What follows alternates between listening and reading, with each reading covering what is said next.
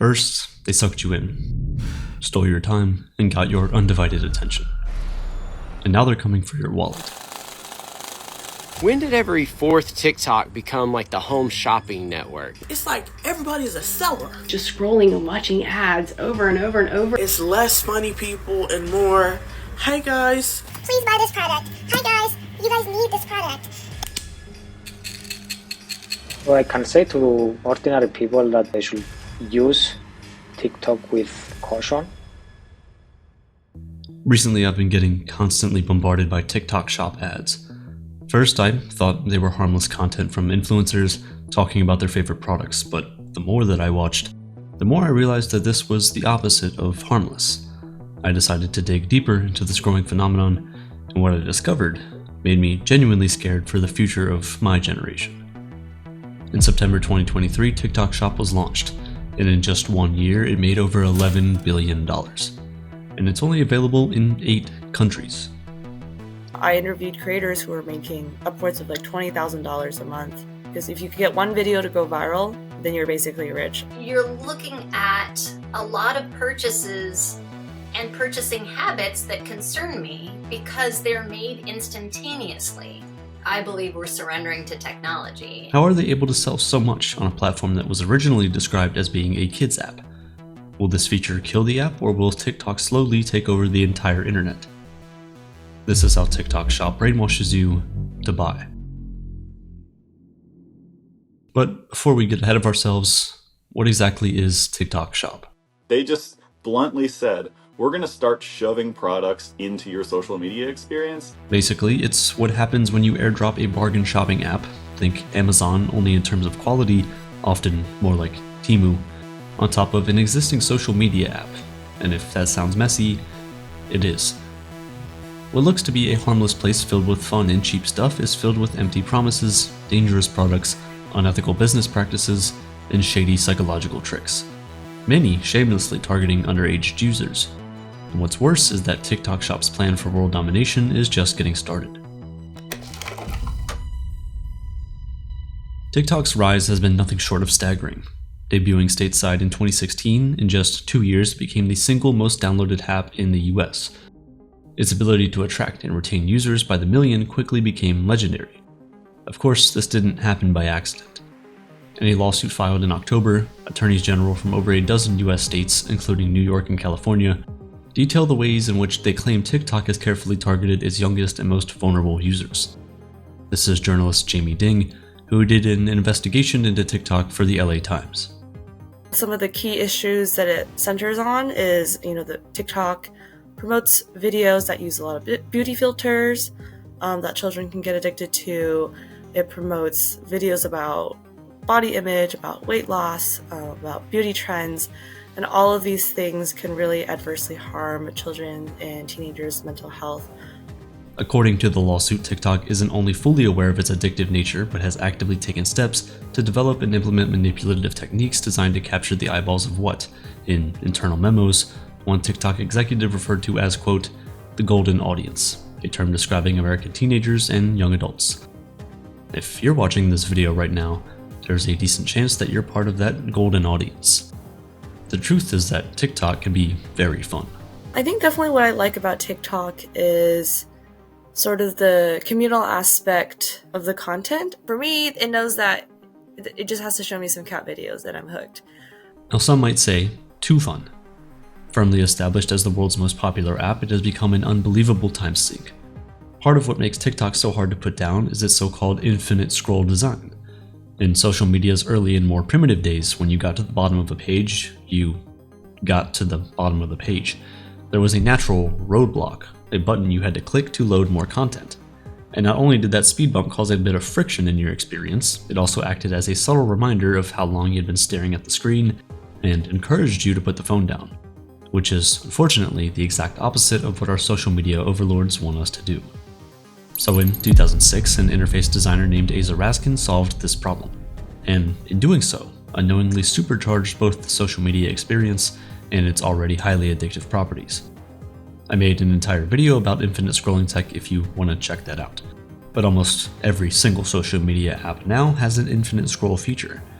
What really sets TikTok apart is its proprietary algorithm. To understand how this algorithm works, we spoke with Neto, a researcher who took part in a multinational study which attempted to decode the secrets of TikTok's seductive algorithm. We are pretty surprised actually by the granularity of the data. To be quite honest, I don't use it personally because I saw all the things that they collect from the backend. I can say to ordinary people that they should be well informed that the TikTok algorithm is designed in a way to increase their the time that they are on the platform. So they should be aware and may get addicted on the platform. 2 years ago, I made a video about TikTok tics, a hard to believe yet very real phenomenon in which a number of TikTok users who watched TikTokers with Tourette's syndrome developed Tourette's-like nervous tics themselves. This kind of compulsive and involuntary reaction, though mostly anecdotal, demonstrates that spending extended amounts of time on TikTok every day for weeks and even years can often allow the app to influence user behavior well beyond simply making them think it's a good idea to eat Tide Pods or lick ice cream in a store. TikTok has developed an eerie ability to figure out exactly what each individual user wants to watch. I have definitely experienced the TikTok is reading my mind phenomenon. I think TikTok, like other platforms, is so good at kind of predicting what you're interested in. And I think a lot of people who are in similar demographics probably have similar content come their way. And so maybe your friend mentioned, oh, did you see this TikTok? And then the next day you see it because, TikTok knows that people like you are going to enjoy that content. And despite how it may seem, sometimes TikTok isn't actually psychic. The secret, it's less about what you say you like and more about what actually holds your attention and keeps you coming back for more. To demonstrate this point, investigators from the Wall Street Journal set up 100 dummy accounts, complete with fake personalities and fake likes and dislikes, and then they used these fake personalities to consume TikTok content, measuring which videos the fake people scrolled past, which they lingered on, and most important of all, how long they watched each down to the second. The bottom line seems it's not about what you think you like or say you like, it's about what you can't bring yourself to look away from. And this, in a nutshell, is the TikTok algorithm's secret sauce. TikTok has perfected the science of keeping hundreds of millions of eyeballs glued to their phones and forever scrolling. That's no small feat, but in retrospect, it's now becoming clear that that was only phase 1 of the master plan. And let's remind ourselves, because it's easy to forget, TikTok's core mission isn't to entertain you, and it certainly isn't to enlighten us either. Okay, the ferret's pretty awesome, but that's not the point. The point is that TikTok exists to make money. As New York Magazine journalist John Herman put it, this is a platform and a company that will try almost anything. They sort of abandoned a lot of this idea that social media is about what people want to follow, about curating a feed, about sort of pulling together the effort of millions of people to sort of produce this alternative media. Instead, it's a system that sort of just runs tests on its users all the time. It'll say, maybe you want to watch this kind of video, let's try it, we'll show you more, or we'll show you less. That's sort of the fundamental premise of TikTok, which sounds kind of obvious, but it really, really changes what it means to kind of use your phone and to engage with social media. And they took the same approach with TikTok Shop, where they said, all right, we've got hundreds of millions of people using our app. What if we just threw products in there, right in the middle? TikTok's original revenue stream, selling ads, generates roughly $18 billion every year. That's more than a respectable haul, but it's small potatoes compared to retail cash cows like Amazon, who routinely rake in over 10 times that amount. As a controversial Chinese-owned company facing a possible federal ban, more on that later, maybe executives at TikTok and ByteDance, the company that owns TikTok, are hedging their bets a bit, reasoning that if the temperature around TikTok gets too hot, American advertisers might take their advertising dollars elsewhere. Advertising in social media is a fickle business. They looked at their competitors, they looked at Meta, they looked at Twitter, now X. They see the swings of this business, they understand how sensitive brands are, they know that you can't depend on this forever, the internet changes, whatever. One thing you can depend on is people buying stuff. Or maybe TikTok simply realized that, as lucrative as it is helping other companies show their stuff, why settle for a piece of the pie when you can take your massive captive audience and sell them everything under the sun all by yourself. I decided to write a story about TikTok Shop because I just noticed so many videos in my feed that were promoting products all of a sudden. I find myself frustrated because I don't necessarily want to be buying things, especially being like shoved in my face. I'd rather just consume my cat videos in peace. It's obvious when the shop tab popped up one day, but just almost like every other video was someone saying like, my cat loves her automatic feeder. A couple weeks later, it's like Korean lip gloss. Like I was getting coupon notifications, all that. So I thought, this is a really interesting phenomenon. By all appearances, TikTok has made an all-in bet on TikTok Shop, and there's reason to suspect that they're thinking truly big. Despite the strangeness of TikTok Shop, the way that it sort of intrudes on your feed, the weird products that are most visible there, the kind of gimmicky products, the viral products, underneath that, you've got a pretty big chunk of stuff that you can also find on Amazon, often a little bit cheaper on TikTok. So it's not just some ploy to like add shopping to social media. It's a pretty direct play into e-commerce. Multiple Chinese retail sites already dwarf Amazon in the Asian marketplace. As unthinkable as it might have been just a couple of years ago, perhaps TikTok believes Amazon is ripe for a takedown here in North America. Yesterday's cutting-edge tech giant can quickly become tomorrow's stale boomer.com. Perhaps TikTok may be thinking a generation raised watching their parents turn Prime Day into an unofficial national holiday is ready for something younger and more fun that speaks to their sensibility. It's bound to happen sooner or later, and TikTok thinks they can be the ones to finally take the fight to Bezos in his home turf. After all, they are the people's champion. The biggest advantage TikTok has over competitors like Amazon and Temu are the salesmen that already have the trust of large audiences ready to buy their products. What TikTok is doing is taking Chinese e-commerce and injecting it into one of the most successful social media apps in the world and showing it to people who otherwise might not have seen it. If you don't seek out Temu, if you're not on AliExpress, if you're not shopping on Shein, you're not aware that there's a world of products manufactured in China, shipped directly from China with cheap labor, often very little quality control, no transparency into the supply chain. But that's a huge growing part of the economy, and TikTok has just said, all right, let's just add it to our app. Douyin, the Chinese version of TikTok, opened their shop in 2019. It currently generates a whopping $270 billion worth of business per year. For comparison's sake, that's only slightly less than half of Amazon's total annual sales in the US.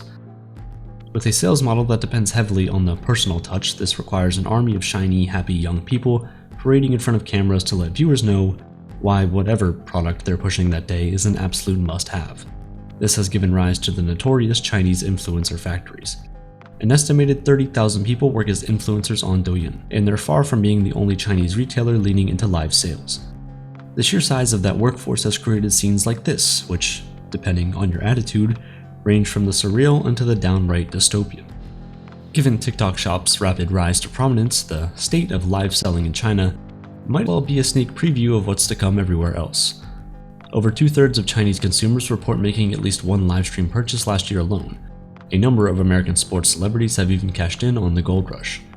Compared to Douyin, the US TikTok Shop has a lot of catching up to do, currently on track for sales around $20 billion per year. But that is pretty impressive for a very unique service that's barely a year old. By all appearances, it hasn't taken US users long to get in the swing of the live sales experience. Within 6 months of opening their virtual doors, ByteDance Corporate boasted that TikTok Shop is already the preferred platform for 5 million US businesses. I think TikTok was definitely kind of betting that even though people might be annoyed at first, eventually they would just accept that this is just another aspect of their entertainment, of their TikTok experience. And to be clear, that's not necessarily a bad thing. The creator economy, which is definitely a buzzword these days, I mean, TikTok is at the forefront of it now. I interviewed a girl who launched an entire stationery business from TikTok, had a couple videos go viral. She was so successful, she dropped out of law school, she bought a house, and she has a brick and mortar shop. This is a real person, and she is so thankful to TikTok for bringing her to the audience who would buy her products. Still, take a second to take a step back and think. The whole history of how human beings have bought and sold things is being totally upended almost overnight. Building atop what Amazon and other online retailers have already accomplished, and with so many conventional storefronts already closing down or teetering close to it, could TikTok Shop be the final death blow that relegates many, if not most, brick-and-mortar retail businesses to the dustbin of history? Main streets, malls, mom-and-pop stores. For them, is this really what extinction looks like? How and why has TikTok Shop taken off so quickly? It's easy to say that people love TikTok, so of course they'll buy stuff and they see it on the app. Do you remember the Instagram Shop? If your answer is no, then you're not alone. Launched with a huge push in 2020 and also timed to capitalize on the pandemic-era consumers stuck under virtual house arrest, Mark Zuckerberg's well-publicized pivot to online salesmen was quietly scrapped in March of last year. It's not like Zuckerberg was hurting for potential customers. Over 500 million people scroll through Instagram on any given day. So why is TikTok Shop taking off when the Instagram Shop fizzled out? I think the TikTok Shop is sticking around for a couple of reasons. One is that TikTok is still, as far as a lot of people are concerned, like the top social media app. So they can afford to kind of push this if it means making more money in the long term, and that's what they're doing. The other reason is that it probably kind of works. People are buying stuff on TikTok, and a few years ago that sentence wouldn't have made a whole lot of sense. What they're buying is largely sort of cheaper stuff. A lot of it's direct from China. You don't quite know what you're getting, but it's like, a lot of it's also kind of fun or silly. You're not spending much, so you don't really care. And that kind of fits with the whole TikTok deal a little more than it does on a place like Instagram that people maybe associate with, fashion brands and advertising and premium, more expensive stuff. So it's kind of a natural fit in a way that it isn't for platforms like Instagram or Facebook or YouTube. Anyone who's used TikTok since last year knows you don't need to look very hard to find TikTok Shop. Sellers are actively invading your feed with a less than subtle nudge from the algorithm, and although these unwanted intrusions are a turnoff to many TikTok users, the in-your-face nature of TikTok Shop has clearly been paying dividends. I think in terms of manipulation tactics, you see that a lot more with live stream sellers in terms of they are trying to make it sort of an urgent issue for you to buy something. They're usually screaming at you being like, there's only 10 left, you have to order now, it's going. They're ringing a bell. Every time someone buys something, they say your name during the live stream. I don't know why some of y'all not seeing them, but when I tell you it's a first come, first serve basis, it is. Thank y'all for your orders. Listen to me, if you're a small or a medium, we only got 3 left in this. Now I'm gonna go switch to another thing. But beyond simply putting sales front and center in a brazen fashion Instagram was unwilling to attempt, TikTok has one-upped competitors by taking a hard look at why over 30% of global internet users got hooked on TikTok in the first place, and then applying those lessons to TikTok Shop. Part of TikTok's core strength is that it's not Instagram. Instagram has a well-established social hierarchy. In some ways, it's like a giant Silicon Valley constructed replica of high school. There's the haves and the have-nots, the cool kids and the rest of us. With a Kardashian ideal of what beauty and success looks like, an airbrushed and Botoxed army of Kylie Jenner replicants act as so-called influencers for their millions of followers. And the rest of us, little people, are supposed to sit back, watch, and let ourselves be influenced. But TikTok's algorithm favors the little guy. Everyone is encouraged to get in the game. Anyone and anything can go viral as long as they're entertaining. Being and looking real is an asset for a new generation of TikTok content creators and consumers. Part of the secret of TikTok's success has always been the genuine relationship users have, or think they have, with TikTok celebrities. But what happens when people who look like they could be your neighbors suddenly start peppering you with sales pitches? The experience of shopping on TikTok Shop is a lot more engaging than Amazon, Temu. You're getting a very personalized recommendation from a creator who is relatable, making it fun. They're trying to present themselves as, just like you, I had a pimple on my head and then now it's gone. Just as we all connected with a guy listening to Fleetwood Mac and skateboarding to work after his truck broke down, the most successful sellers on TikTok Shop know how to rely on the emotional appeal of their sales pitch. This was the core bait and switch in the transition from the original TikTok to the app in its current form. When we encountered some commercial mascots or Instagram influencers, we instinctively know the deal. They are only there to sell us something. But TikTok creators make for a new and far more insidious kind of salesperson. They make us let our guard down. They feel real because they are. Many TikTok shop videos feel less like a hard sell and more like a savvy stranger sharing a helpful life hack. So, call us cynical, but why do we sometimes doubt the sincerity of these TikTok shopkeepers and all the endless products they claim to love? Jamie Ding theorizes that the specific nature of TikTok Shop's recommendations are a welcome relief for consumers, otherwise overwhelmed by the endless choices available through competing online retailers. You have these websites with thousands and thousands of products, and you're scrolling endlessly trying to decide, which one is the best one. You're reading reviews, and TikTok really does not do that to you. It's usually there's one product linked in someone's videos, or like multiple people are recommending the same product. They're basically saying this is the best one and this is the one that you should buy. But the only decision they have to make is press the purchase button. It's very straightforward. You click it, you buy it. It's just like a much more streamlined shopping experience. There's no doubt that TikTok is doing everything in their power to boost the profile of users who are prepared to play the game. In fact, many formerly successful TikTokers have watched their engagement numbers plummet, specifically because they refuse to do business in the TikTok shop. Meanwhile, researching an article, journalist John Herman discovered firsthand just how powerful a little push from the TikTok algorithm could be. I know what it takes to set up a store on Amazon, and you have to jump through some hoops. You can do it; anyone can do it, but there are some checks, there are some barriers. There's a little bit of process. With TikTok, I was up and selling in like 20 minutes. I said, oh, I'll list some mechanical pencil. I'll be a mechanical pencil store. And I upload it, use AI supplied by TikTok to generate my descriptions, to spruce up the images I took with my phone. And as soon as I started, it felt like I was done. I was live in the store and they were telling me, hey, why don't you stream? Why don't you sell this thing?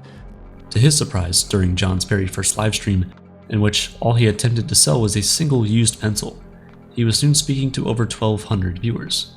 It's funny, I'm a reporter, I've worked in media for a long time, I've been in front of big audiences, but something about TikTok throwing more than 1,000 people into my stream out of nowhere was still kind of shocking. It's just, mainly I just didn't expect it. I was making this TikTok shop to sell one mechanical pencil like this one, kind of as an experiment, a little bit as a joke, just to see what happened. And the second I went live, TikTok started feeding me strangers. I mean, these are people who are commenting. These are people who are like, what is this? Who are you? And I was sort of caught off guard. And they're, it's sort of a strange window into the sort of power that TikTok has in general to pick someone, often just algorithmically, and to say, you're getting a lot of attention today. We're going to test this out and see if it sticks. So it was a weird window into TikTok's attention machine, and really a strange and unexpected one, because again, I'm selling something that has virtually no value, that no one was realistically going to want to order, and TikTok was still saying, sure, let's give you 1,000 people to test this out. That's how seriously they were taking TikTok Shop. Not only does TikTok juice the algorithm to boost views for sellers, they've been known to throw extra weight behind creators who have agreed to sell whichever products TikTok is most motivated to move. TikTok also creates financial incentives in the form of bonuses. So, the next time you see someone swearing that they'd never leave the house without a spritz of their favorite perfume, ask yourself whether it's the smell of that scent they truly love or the smell of money. In some cases, those creators might be pocketing upwards of $5 for every unit they move. The business of selling things on TikTok has always been sketchy at best. From its earliest days, the app developed a reputation for blurring the line between content and advertising. Legally, social media ads need to be identified as such, but TikTok celebs have routinely neglected to use Federal Trade Commission required branded content labels, with TikTok itself more than happy to turn a blind eye. This practice continues to this day. Some social media management companies brazenly boast about their clients' clandestine, which is to say technically illegal, advertising reach. But now that TikTok creators can not only promote products but directly sell them, the gloves are truly off. There's even more incentive to indulge in ethically questionable, if not outright criminal, sales techniques. The most effective TikTok sellers understand that emotional appeals are the most effective and the most profitable. In fact, a whole side industry has sprouted up to teach TikTok sellers not how to move merch with fun and effective pitches, but by preying on would-be buyers' deepest fears and darkest insecurities. I mean, at base, a lot of marketing is psychological manipulation, and often quite nasty psychological manipulation. On TikTok, I do think you see a lot of creators who are sort of reaching for whatever they know will work, whatever they know influences people. And when you're selling something, that can get kind of dark. You can start appealing to body image issues. You can start, your celebration of beauty can easily shift into sort of a criticism of other people. What TikTok risks doing by injecting products into its ecosystem is sort of accentuating and exaggerating some of the worst traits that we see in social media influencing culture by really, really making it about selling, about the bottom line. It's enough that people can scroll through social media and feel bad about themselves based on what other people are doing, how they look, what they have. When those same people then turn to you and say, well, maybe if you buy this, you'll be more like me. Maybe if you buy this, you'll feel better about yourself. This kind of predatory behavior is something we're used to with people like used car salesmen.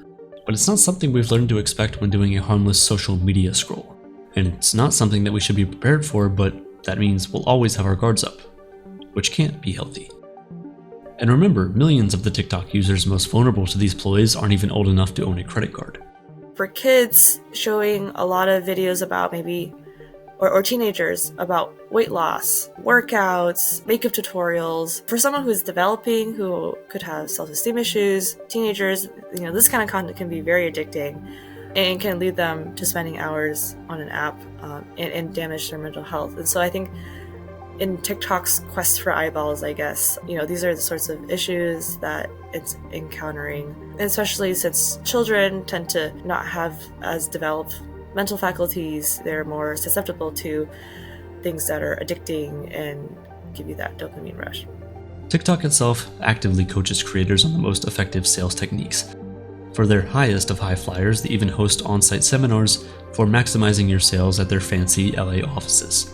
I have interviewed creators who have participated in those, and they say that there's someone on the TikTok side who is basically always available to answer their questions, that their accounts got approved very quickly, that they received all the resources and support they needed to start selling, versus they experienced a lot of issues trying to get on Amazon, and it took weeks, maybe months to get on Amazon if there were issues. That's all part of TikTok's strategy to court sellers, of course. TikTok may not actively preach predatory sales techniques, but in encouraging content creators to become pitchmen, they are fundamentally changing what TikTok is. I do think in the longer term, the risk for TikTok influencers and personalities in doing these kinds of sales is that while they make money and while a lot of their followers are happy to take their recommendations, eventually their relationship breaks down, it becomes transactional, it becomes about business, and the customers, the users, start to feel manipulated, used, and like TikTok isn't fun anymore. That TikTok is sort of squeezing them in a way that it wasn't before. Effective TikTok merchants know that people are more apt to buy things from people they know and trust, and that's why so many prominent creators have become profitable sellers. But what if you don't have a recognizable face? In that case, it's always an option to borrow someone else's. One particularly devious and highly illegal way some TikTok retailers prey on unsuspecting shoppers is by utilizing face swap software. For example, to create what have become known as deepfake doctors. The rise of deepfake influencers is interesting. It's something that I've seen on TikTok, where you'll get someone who is posing as a celebrity doctor or maybe an alternative medicine influencer, just shilling for some new product. TikTok offers a pretty good channel for that kind of scamming. There's an abundance of health and weight loss products for sale in the TikTok shop, many of questionable effectiveness and even safety, seemingly receiving the seal of approval from trusted medical professionals with large online followings. As an FYI, if you come across a video of health guru Michael Mosley enthusiastically co-signing any medical treatments, as a buyer you should be aware, seeing as how Dr. Mosley passed away earlier this year. Both buying and selling things through TikTok Shop is a very different experience from shopping as we've previously known it. as writer John Herman learned when he set up his own experimental TikTok shop. There was just no barrier to entry, and it was really clear that TikTok wanted to get as many people selling as quickly as they could. They wanted to make it incredibly easy to list products, to sell products, to start that process, even if that leaves a lot of vulnerability for people to abuse the system, for people to sell garbage, or for bad actors to sort of enter during this period of like huge growth. For one thing, unlike say your local Apple store, which cultivates the illusion of opulence, elegance, and order, TikTok shop often feels like a massive online flea market or garage sale. A bunch of poorly lit, here today, gone tomorrow strangers selling stuff of dubious authenticity, quality, and even safety. No one ever compared scrolling on Amazon to strolling down Rodeo Drive, but the more established .coms at least encourage you to read reviews from fellow human beings. On the other hand, TikTok shop cultivates more of an every man for himself, buyer beware atmosphere. Are those impossibly cheap name brand earbuds authentic? What's really in those supposedly life-changing miracle herbal supplements? There's really only one way to find out. It's truly the Wild West of capitalism. One of the things that really jumps out at you when you first shop on TikTok, or someone tells you to shop on TikTok, is that the prices are pretty low. They're not as low as they used to be, but they're still bargain basement, shockingly low prices. You might see a piece of electronics for $5, you know, earbuds for $10, relatively like extensive set of cosmetics for $20, something like that. In order for a large e-commerce platform like TikTok Shop to compete with someone like Amazon, it will need to increase the amount of products that's being sold on its platform. And I think in order to do that, you have to include, you know, the Chinese companies who are selling cheaply made goods. My friend actually bought a Dutch oven from TikTok Shop, and it was from like a legitimate cookware brand, and it was verified seller, so it came in great quality. So you're really going to see a whole wide range of products on TikTok, from the crappy item made in China that is exactly like something you buy on Amazon, to like legitimate brands who are selling their items for hundreds of dollars. So there's a big range of stuff on TikTok Shop. To sample the quality of some run-of-the-mill products you can easily find in TikTok Shop, our team made a few impulse buys of our own. All right, so got a package from Mike over here from the TikTok Shop. Let's dive in.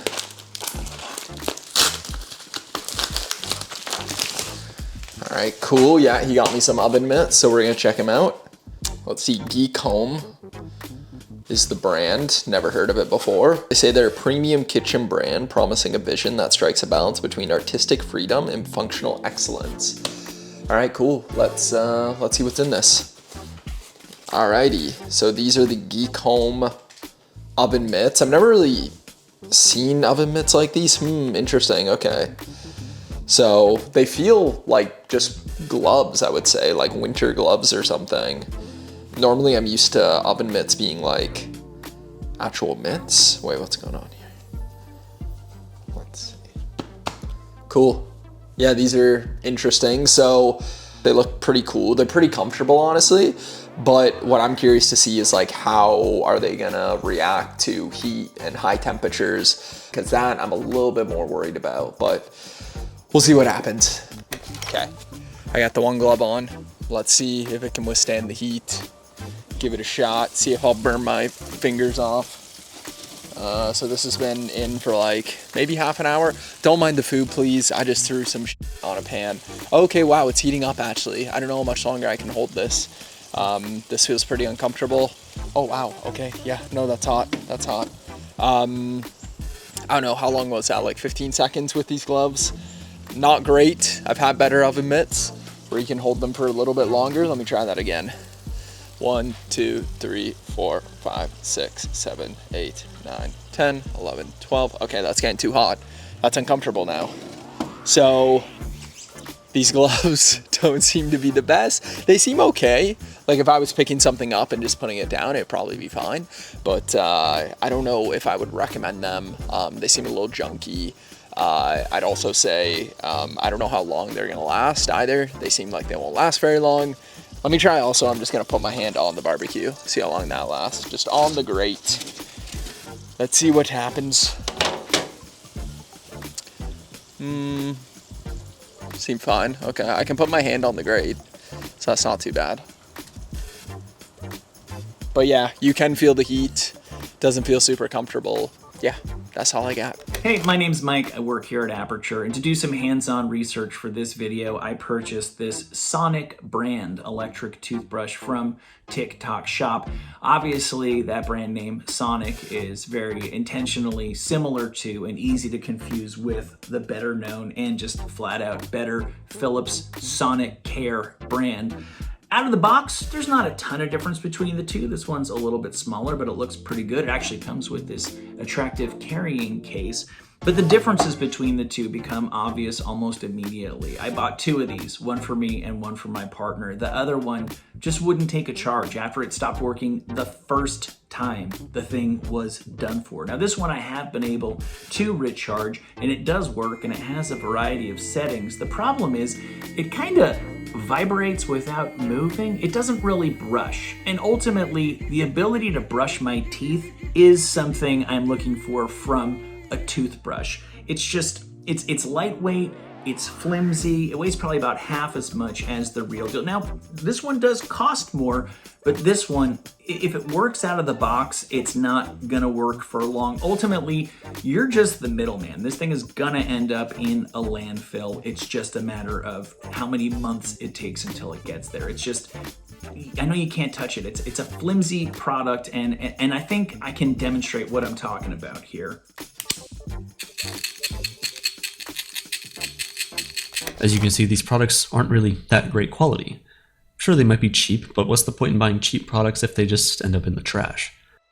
A core element of the appeal of TikTok Shop is often the insanely low prices, which makes the product seem like a good risk to take at the very least. Even if you suspect that a $50 50-inch Samsung TV might not be that great, the price makes it fun to roll the dice. Low cost is low risk. But at the risk of spoiling the fun, we had to ask, how are so many of the prices so low?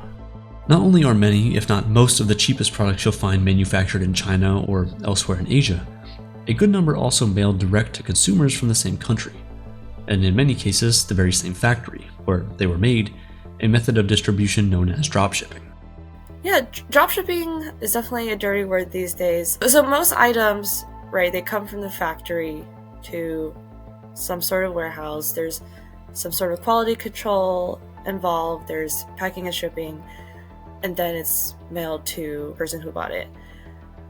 When it comes to drop shipping, it cuts out the middleman, and so your items are going straight from that factory to your door, which saves a lot of money, but also means that, you know, sometimes the thing that you got doesn't really look like the picture, potentially. In many cases, the only downside of drop shipping from the other side of the world might simply be the increased shipping times. But there's more to TikTok Shop bargain basement price tags than that. If certain prices you encounter in the TikTok Shop seem impossibly low, it's because, well, they are. In their bid to establish a foothold in retail markets around the world, TikTok is funneling millions, if not billions, of its profits from advertising income to subsidize the shop. In some cases, TikTok may be picking up more of the price for your latest makeup must-haves than you are. This is probably one of the main things I was trying to look into. My article is how TikTok prices were so low. At the beginning, right, TikTok was competing with Amazon. They needed to be cheaper than Amazon. They needed to be more convenient. They knew that they weren't going to be able to compete in terms of the 2-day shipping. And so what they did was just flood their platform with coupons and pay for these coupons for whatever discount users are getting, and giving that to the merchant. And so the merchant, of course, was getting huge sales, and TikTok was paying them. At the beginning, to encourage like market adoption, I guess, TikTok was probably spending lots of money. TikTok is disgustingly profitable, meaning they can likely continue taking a haircut on the retail side for some time to come. You can bet the state of affairs won't last forever, though. The plan, presumably, is to undersell rivals until TikTok is able to lowball many of them, including who knows how many small businesses, permanently out of business.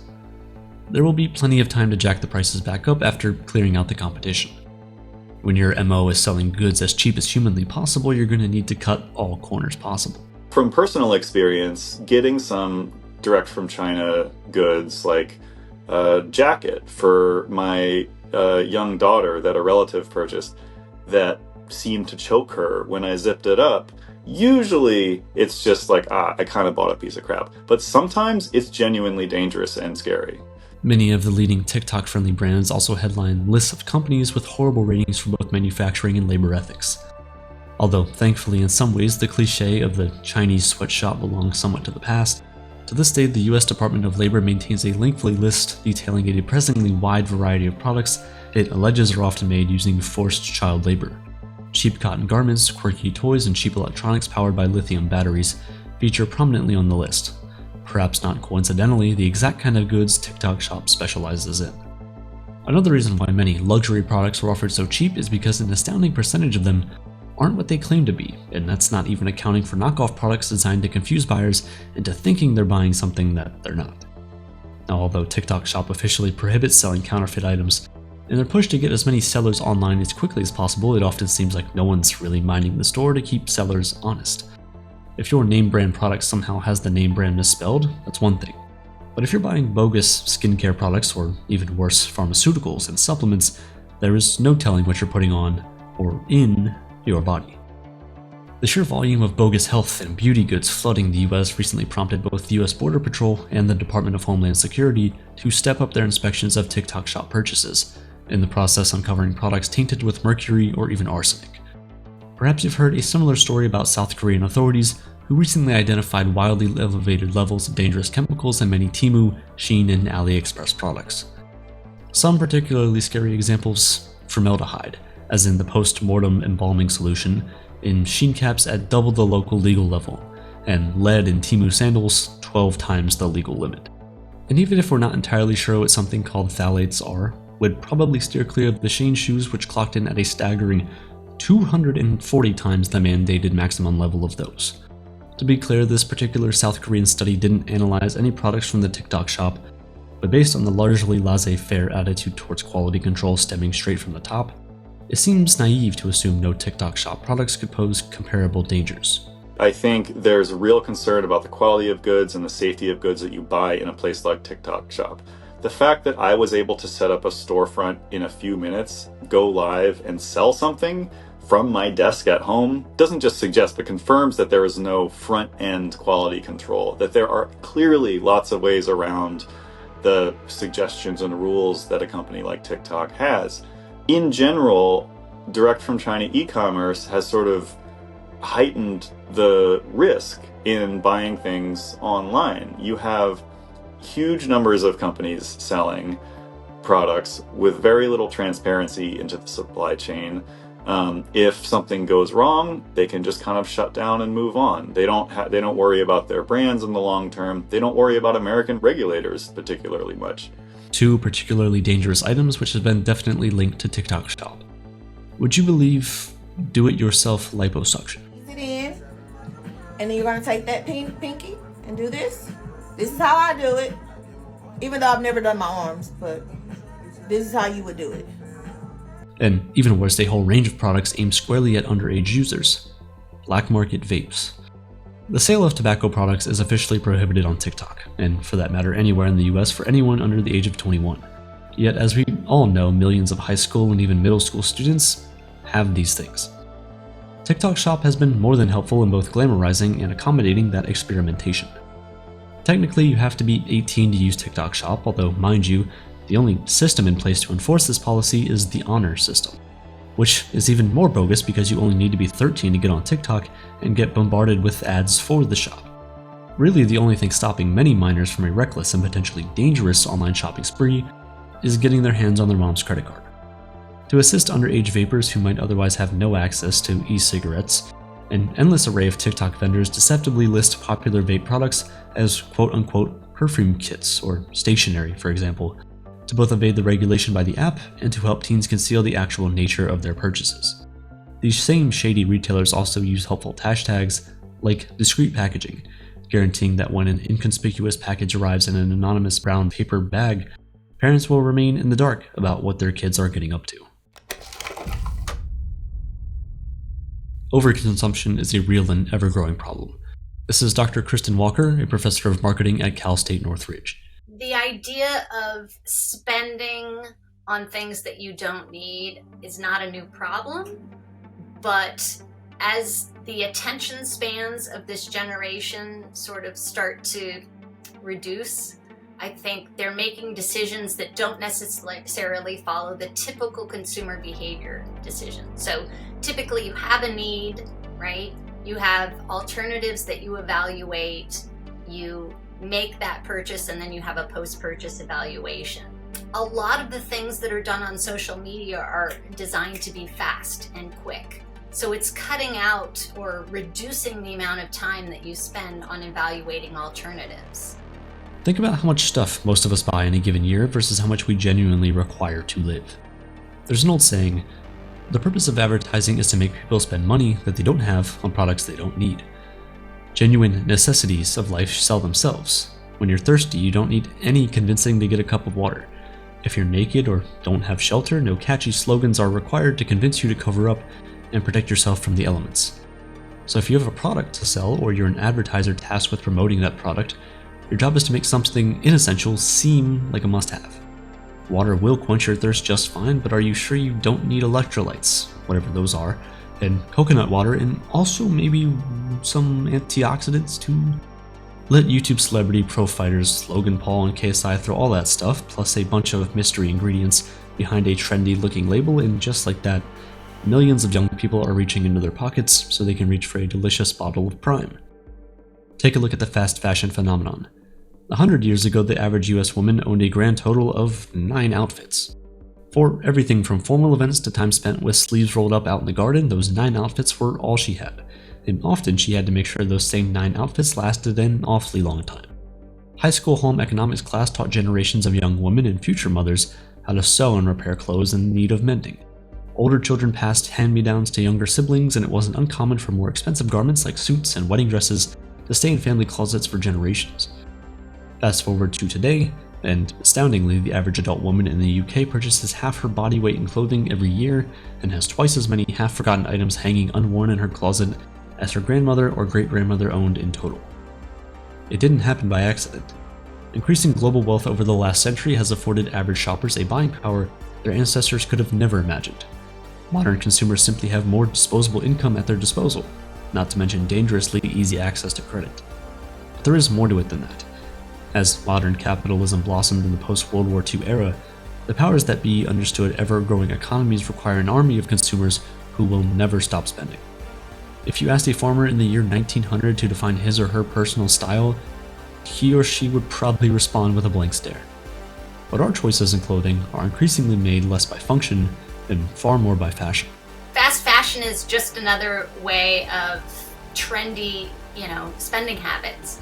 It really offers young people a chance to be able to have that appearance, have that look that they might see on a runway at a much cheaper cost. For many people these days, it's not enough to have a sense of personal style. One's carefully curated vibe needs to always be moving forward, lest one get left behind in the dust of ever-evolving fashion do's and don'ts. This fall, maybe you're feeling a Y2K vibe. But by spring, perhaps you'll have decided that cottagecore is more your speed. And while it's easy to pin the blame on young people, we're all products of our own environment, whereas baby boomers' parents might have at least given their 1980s mall kid offspring some side-eye for glorifying mindless shopping sprees. Gen Z has grown up in a world where overconsumption of all kinds has been totally normalized. In November 2011, outerwear brand Patagonia took out a memorable Black Friday ad in the New York Times. The ad was simply a picture of a Patagonia coat with the tagline, "Don't buy this jacket." While every other retailer in the nation was using every marketing trick in the book to make sure presents were piled high beneath the Christmas tree, Patagonia plainly stated some self-evident facts. Although brands take pains to conceal it, there's an environmental cost to each and every retail product.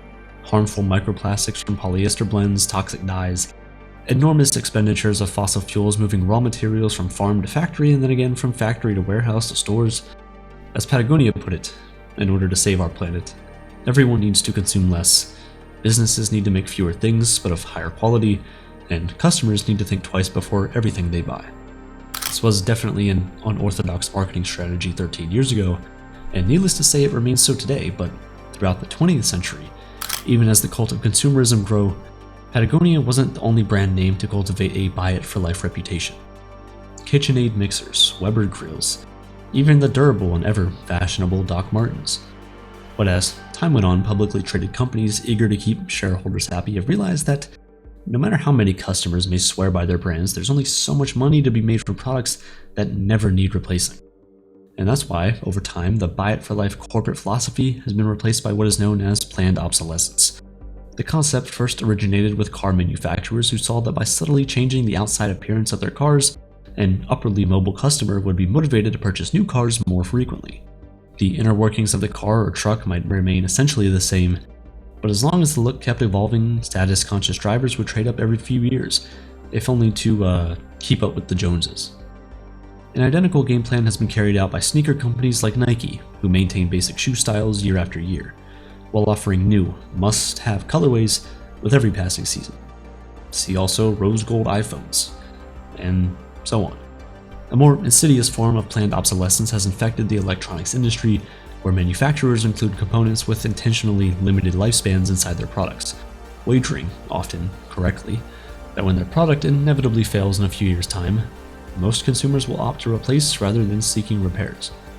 Just as women of older generations owned sewing kits and knew how to use them, at one time most men were expected to be able to perform basic fixes. But the demise of the classic old-school tool shed has been met by the rise of cheap, disposable everything, all available with an easy click of a button in the TikTok shop. A law has been proposed in California which would require convenient drop-off points for unwanted old clothes.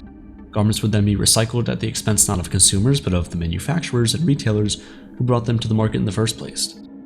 The amount of textile waste, both from clothes themselves and the dyes and discarded materials that go into their production, has increased a staggering 1,000% since the 1960s. By now, most of us have gotten the message about plastic water bottles and aluminum soda cans.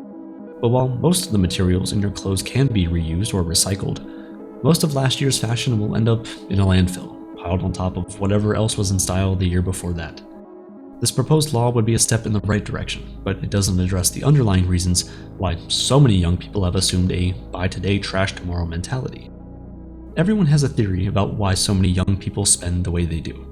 Usually it goes something like this. Members of Gen Z are deeply pessimistic about the financial future. Although the statistics on under 30-year-olds' current financial reality actually suggest they might be doing alright relative to earlier generations at the same age, there is a widespread perception that young people are inheriting an economy in seemingly inevitable decline. Whereas throughout the 20th century, there was an expectation that each generation would be wealthier than their parents, today's young adults are saddled with unmanageable college loans, unable to get a foothold on the corporate ladder, unable to move out of their childhood bedroom, and pessimistic about their chances of ever owning a home, starting a family, or retiring. According to this line of thinking, feeling powerless to make big financial moves, but with an abundance of cheap yet attractive goods at their literal fingertips, many young people find escape in places like TikTok Shop, what with its endless infinite scroll and almost too easy frictionless buying experience. This is called doom spending. Doom spending as a term might be new, but I don't think it's a new concept. Retail therapy has always been in existence, and retail therapy, or doom spending if we want to call it, is a way of self-soothing. It's a way of dealing with uncertainty, just like overeating, overdrinking, overconsuming anything. Here's how that works. As a young person, maybe you feel generally pessimistic about your long-term financial prospects. I get it. Then, on top of that, you spend hours online, which, as we all know, is a place where drama and bad news spread like wildfire. Feeling helpless and stressed when TikTok offers some brief relief in the form of a silly little trinket that tickles your fancy, you indulge yourself in a tiny little dopamine rush and click the buy now button. In a seeming paradox, there is anecdotal evidence suggesting that the less wealth many millennials and members of Gen Z possess, the more they spend on inessential goods. How does that work? If you own a house, that monthly mortgage payment comes before everything else. But if your first job out of college doesn't pay enough to let you move out of mom and dad's, you can at least take that entry-level salary, combined with little to no monthly overhead, and splurge on a designer handbag. If that's your situation, that's kind of understandable. We're really talking about a generation that has grown up with social media for the most part, and the social media representations of life aren't always real. And if you if you start to aspire to have that kind of lifestyle, to have that kind of background, even on a Zoom, right? That's going to require, or may make you feel like it requires, purchasing things that you might not need. The problem is many members of Gen Z are spending money they don't actually have. At a stage in their lives when, in past generations, we might have expected 20-somethings to be saving for a house or a wedding or a car, an astounding 97% of Gen Z living in US metropolitan areas are already in some kind of debt. And no, it's not all student loans. To put it simply, Gen Z is spending like there is no tomorrow because many of them seem to believe, between financial, political, and climate concerns, that there really is no tomorrow. At its core, TikTok provides an endless buffet of digital comfort food to a stressed out and sometimes hopeless generation. By understanding their core audience, and by integrating a shopping element that is cheap and seductively easy, TikTok has made a seamless transition from doom scrolling to doom spending. By this point, you might be asking, wait, wasn't TikTok getting banned? Is that still a thing? And as of now, the answer remains, maybe. I do think it's easy for people to underrate the possibility that TikTok gets banned. They're facing attacks from kind of all different directions. I don't know which one will be the one to bring them down.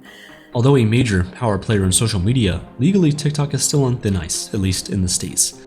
It's currently illegal for government employees in 34 US states to have a TikTok account, and hearings on a blanket national ban for the rest of us are scheduled to begin in January. Why a ban? TikTok isn't owned by the Chinese government, as many incorrectly seem to believe, but there is a widespread fear that one of the prices of success in an authoritarian and autocratic country is giving the Chinese government access to whatever they want, whenever they want. And in this case, that could easily include the vast trove of data TikTok collects on users, not only in the app, but also wherever else users happen to wander on their phone. Critics insist TikTok must be banned because of threats it poses to national security.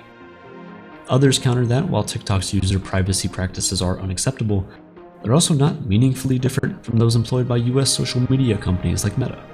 According to this line of thinking, if the government won't corral user privacy regulations across the social media landscape, then singling out TikTok and its owner ByteDance is simply thinly disguised anti-China bias. There's also the other Department of Justice lawsuit stating that they are violating child privacy laws by collecting information about people under 13. That could be an issue as well. All 14 lawsuits regarding mental health are going to carry on separately, even though they were filed at the same time. So yeah, a lot of exciting stuff coming up. For what it's worth, 2/3 of Americans say they support an outright federal ban on TikTok. That 2/3 presumably doesn't include many 1/3 Americans who use the app regularly. The algorithm we often talk about as an evil thing, but I think one of the reasons people love TikTok so much is because the algorithm also connects them with people who will like their content. They're finding maybe niche communities that would have never found them on another platform. It would have been much harder. The battle lines have been drawn. Ban or no ban, we may never know what information TikTok has been collecting on each of us, or what Xi Jinping might want to do with it. But there's little doubt that TikTok has mastered the art of getting inside users' heads and figuring out what we like, what we don't, what tugs at our heartstrings, and what kind of rage bait makes us see red. Now that TikTok has transitioned from social media supernova to online superstore, what's next? In terms of sheer volume, it's still so far away from Amazon. I mean, Amazon is huge, but Amazon is definitely seeing them as a threat. I do think that if TikTok were to hunker down and focus on TikTok, I think over time, who knows? And maybe they don't necessarily want to be a direct competitor to Amazon. TikTok, I think, can eventually grow to take a big chunk of the market away from Amazon, even if it's not up to that scale yet. What might TikTok's final form look like? Is it possible that they could topple Facebook and Amazon and become Americans' #1 social media and online retailer in one fell swoop?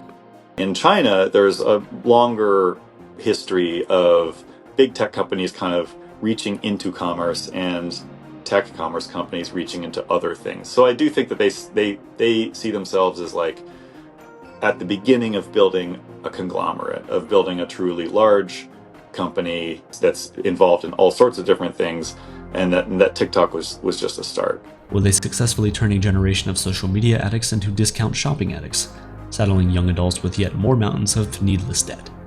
Will an epidemic of doom scrolling give way to a new epidemic of doom spending? This is now you know, as far as I can see for the foreseeable future, a social platform where you're going to be sold stuff, where you're expected to maybe buy stuff. And that does sort of change what it is. It changes what TikTok is and how it feels. And I think that's a lasting change. TikTok knows what we want, often better than we know it ourselves. And more with every passing day, it knows how we can be convinced to buy what we want inside the TikTok shop. TikTok is no longer just a source of entertainment for users around the world. It's also fast on its way to becoming the place they go to buy just about everything. And then, when that thing breaks or goes out of style, it heads to a landfill, the place they come back to buy something else.